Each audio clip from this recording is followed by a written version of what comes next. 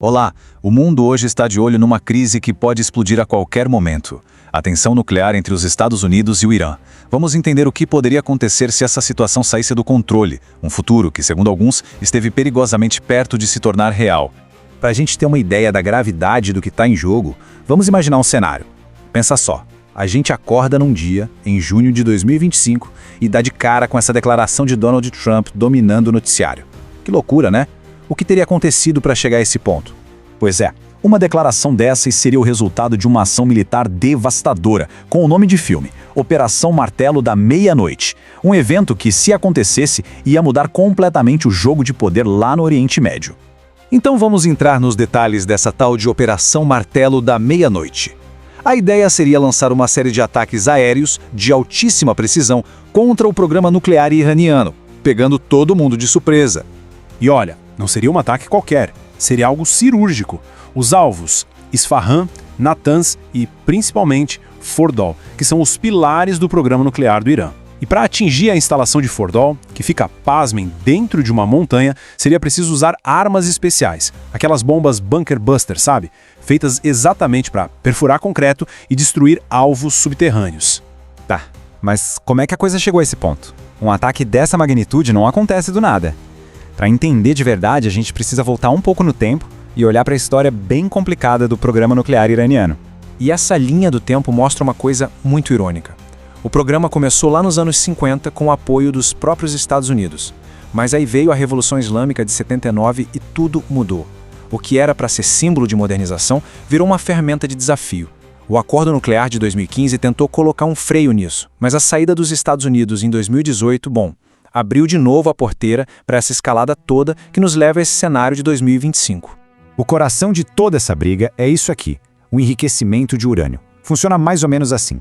Com 20% de pureza, o urânio serve para pesquisa. Para fazer uma bomba nuclear, precisa chegar a 90%. O Irã já atingiu 60%. E é aí que mora o perigo. Porque o pulo técnico de 60% para 90% é muito rápido.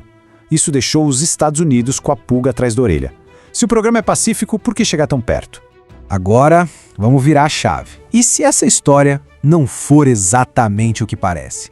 Existe uma outra forma de enxergar essa crise? Uma visão mais cética, que questiona se essa ameaça de guerra é tão real assim. A pergunta que alguns analistas fazem é essa: o que a gente está vendo é um confronto real, prestes a explodir? Ou seria uma performance geopolítica, um grande teatro para todo mundo assistir? E essa frase resume bem essa ideia. A de que as ameaças, a movimentação de tropas, tudo isso serve para construir narrativas. Para o Ocidente, justifica a presença militar na região e os gastos com defesa. Para o regime iraniano, une a população contra um inimigo externo e fortalece o governo. É um jogo que, de certa forma, acaba servindo para os dois lados. E o argumento central de quem pensa assim é este aqui.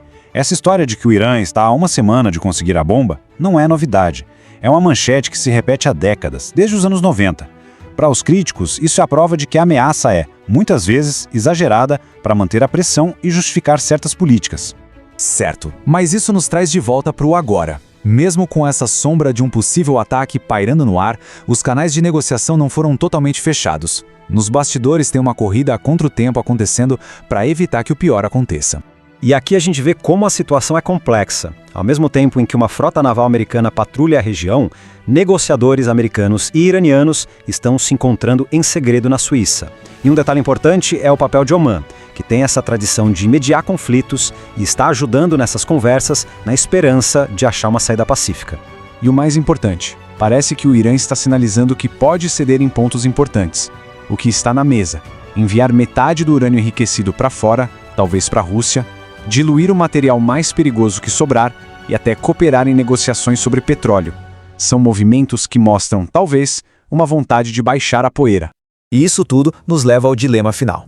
A situação chegou num ponto de inflexão. Basicamente, existem dois caminhos bem claros e completamente diferentes daqui para frente: ou a guerra ou um acordo. É um verdadeiro cabo de guerra. De um lado, o Irã quer, acima de tudo, o alívio das sanções econômicas que estão sufocando o país. Em troca, aceitaria limitar-se ao programa nuclear. Do outro lado, os Estados Unidos querem mais. Querem também limites ao programa de mísseis e o fim do apoio a grupos armados na região. A grande questão é: quem vai ceder primeiro? E assim, a gente termina com a pergunta que fica no ar. O futuro do Oriente Médio e talvez a estabilidade do mundo depende da resposta. Será que a diplomacia vai vencer, com o acordo sendo fechado na Suíça, ou será que a lógica da força vai falar mais alto? Só o tempo vai dizer.